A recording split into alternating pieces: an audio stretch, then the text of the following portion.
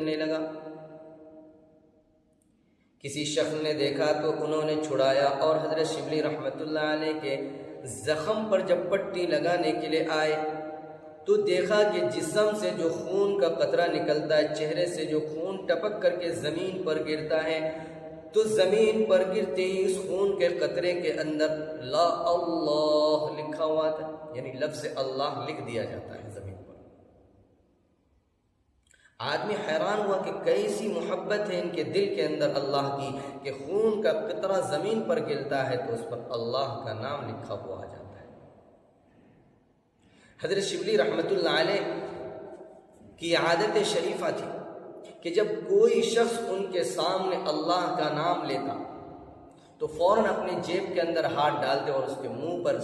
مٹھائی ڈال دیتے، ان کو مٹھائی کھلا دیتے۔ لوگوں نے دریافت کیا، حضرت